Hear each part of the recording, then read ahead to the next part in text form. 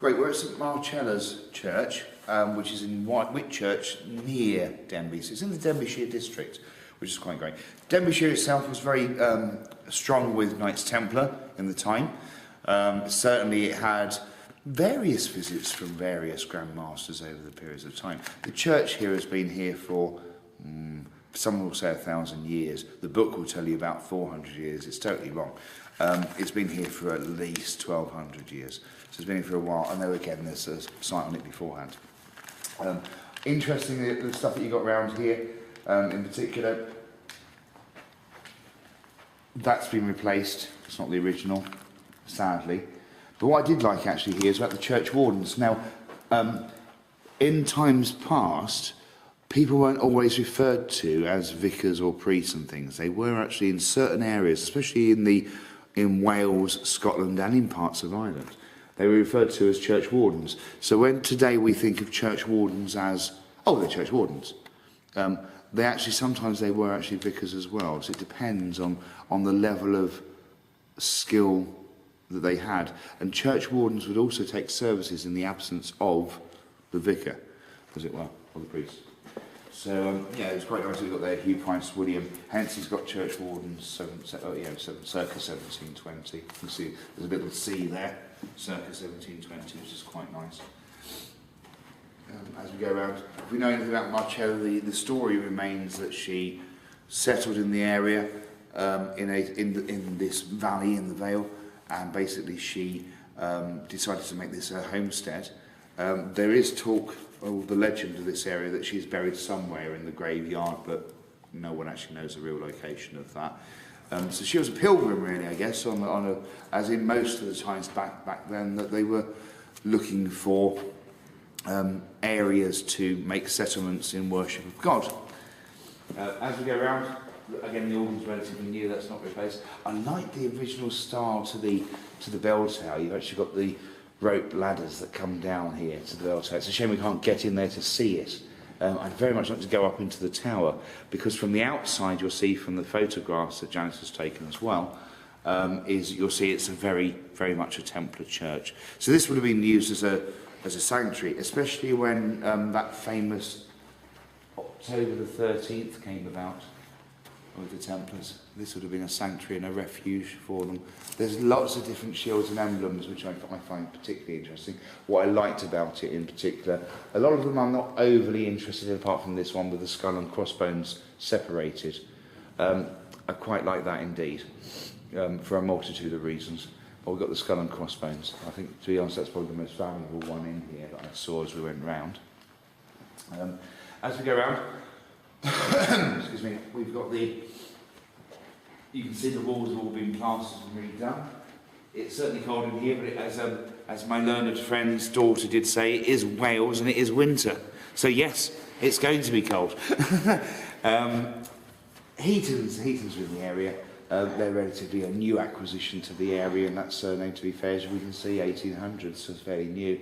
It's a shame a lot of the old stuff really isn't here anymore. Most of it's covered, as we can see, under the carpets, sadly, so we can't get to them. And I'd really much like to get to them, because I think I'd find a few Fords and Perrys in there. But it's a shame we can't get under. We're not that strong, or that energetic. As we come around, we've got the high altar. What I like about this as well, we've got the Lady Chapel and the high altar adjacent to each other. And that springs to me the equilibrium, because Templars are very much Gnostic. They were in value that male and females were one and the same values.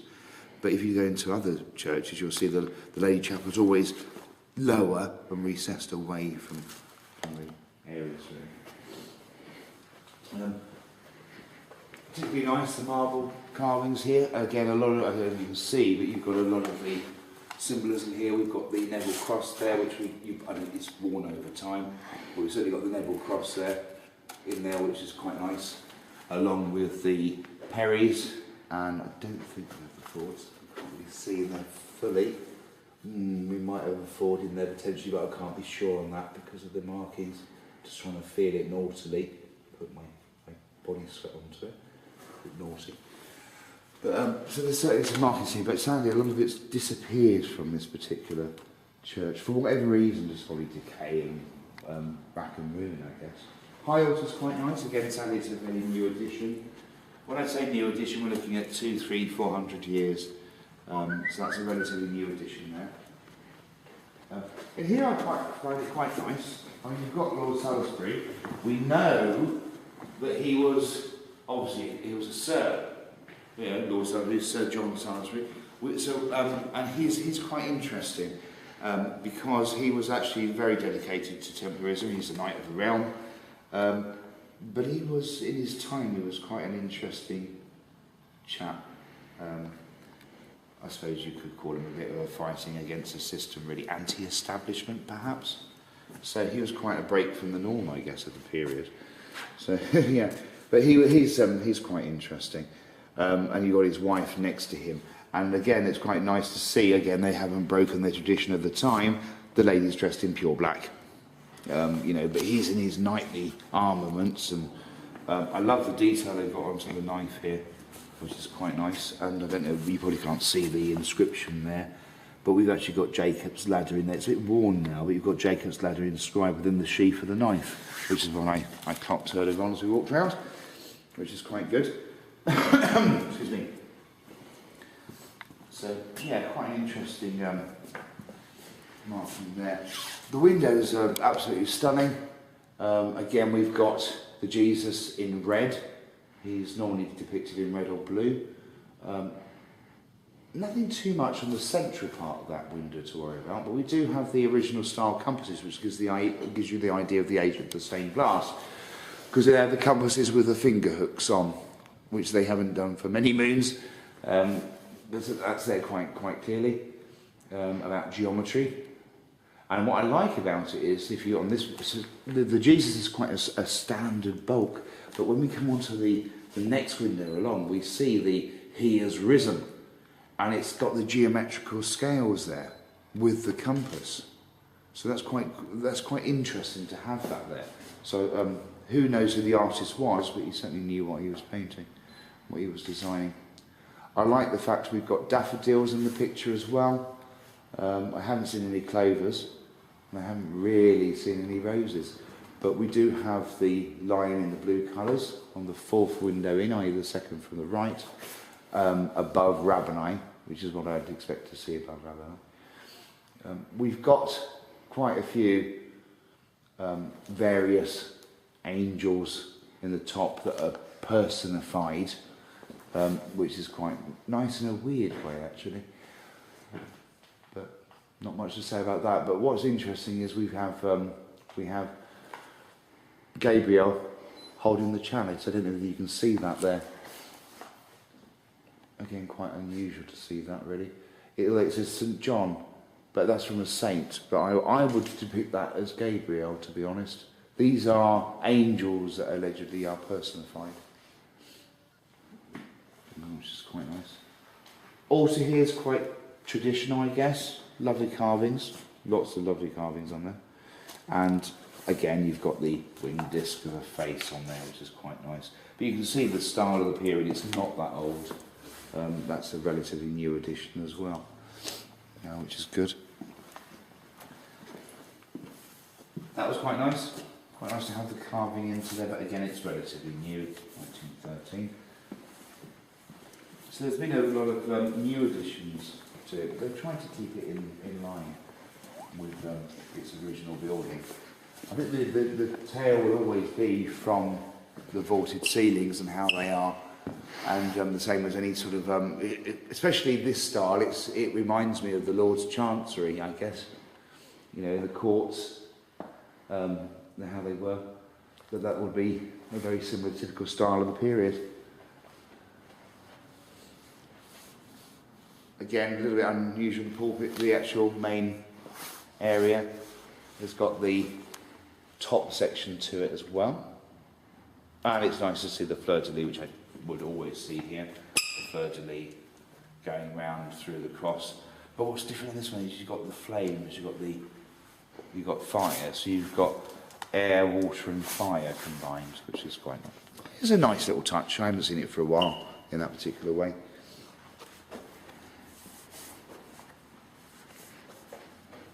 Last Supper, You don't always see it in the churches. We've seen it in the churches in London. We certainly saw it in a modern church in London.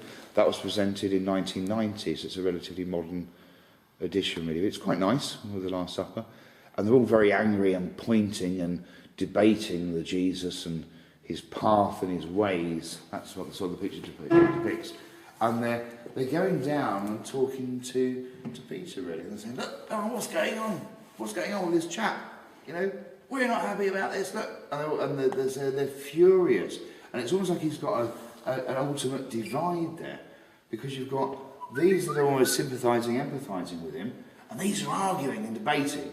And this seems to be the person that's dealing with the situation. So there's a bit of a battle going on. Like with all Last Suppers, there's always a slightly different variation to the backgrounds in the windows, what you can see through the windows. And that's probably more interesting to look at each time. Again, he's depicted long hair, beard. Bit of a shame though, really. But that seems to be of the period again, how they imagined. Twiston, not a great deal of parts there, really. But what I did find very interesting here, from a personal perspective, which I nearly bypassed totally, is that we've got Gabrielle Parry of 1613 as the vicar. So that makes sense. And more importantly for me, we have 1290 Henry de Clerk, which is much more interesting. So that's good. Animal-wise, there's lots of carvings that have been modernised in current times. We did say I said I hadn't seen any roses around. We do have roses, you can see them there. And they're actually next to a very red dragon, which is quite nice. And then you've got the wonderful, I'm not allowed to say the name of it, but there's a wonderful creature there that begins with J, and in translation. And I found that particularly of interest. Almost gave me the jibbies, really, I guess. But I found it particularly interesting. I don't know how much you can see of it. But it's not the creature that you probably think, but it's rather interesting. But it has a name that begins with J. Very ferocious, very vicious, from the catacombs of hell, as it were. Creature that actually existed once? Yes, most definitely. So that's quite good. So there's a lot of detail here. It's certainly got some energies about it, got some feels about it. But I say it's a shame a lot of history's probably disappeared, I guess, through time. Is it anything to do with the hell and mythology? No, not at all. Not at all. But yeah, so that's quite interesting. But yeah, so Marchello'S, nice to see, named after the lady who established or built the area up and made it her home in time, and her bones remain somewhere in the region.